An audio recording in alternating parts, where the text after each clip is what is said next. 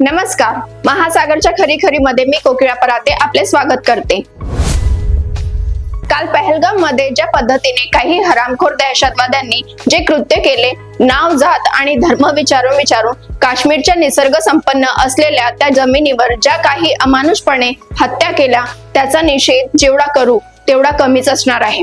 काश्मीरमध्ये सध्या कोणाचेही भवितव्य सुरळीत नाही, हाच या हत्याकांडाचा दाखला आहे असे सर्व देश म्हणत आहे। गेल्या काही दिवसांपासून काश्मीर अत्यंत शांत असल्याचे दिसत होते, मात्र शांततेच्या मागे कितीतरी तास दहशतवादी मंडळींची खलबत्ते आणि सूडसत्र चालू करण्याचे कारस्थान शिजत होते हे आम्हाला समजलेच नाही। काश्मीरमध्ये पर्यटकांवर फारसे हल्ले झाले नव्हते। स्थानिक जनतेला नेहमीच आलेले पर्यटक हवेसे वाटत असतात, मात्र या हल्ल्यानंतर याचा सरळ अर्थ असा निघतो की हा हल्ला करणारे स्थानिक लोक नाहीत, हे नक्कीच हे पाकिस्तानच्या दहशतवाद्यांचे काम असावे, यात अजिबात शंकाच नाही। काश्मीरात सुरक्षा दलांचा मोठा ताफा अजूनही तैनात आहे। मग हे अतिरेकी इतक्या महत्वाच्या जागेवर कसे काय पोहोचले, हा सुद्धा अतिशय महत्वाचा प्रश्न आहे। पर्यटकांना नाव आणि जात विचारून त्यांच्यावर गोळ्या झाडण्यात आल्या।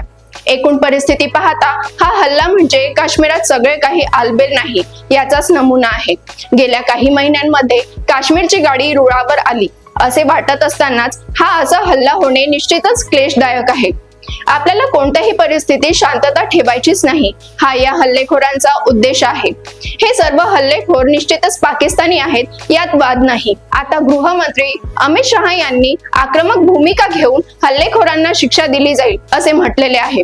हे हल्लेखोर बाहेरचे असले तरी त्यांना काही स्थानिक लोकांनीही नक्कीच मदत केलेली असेल। या बाबीची पुष्टी झालेली नसली तरी त्या दृष्टीनेही विचार केलाच पाहिजे।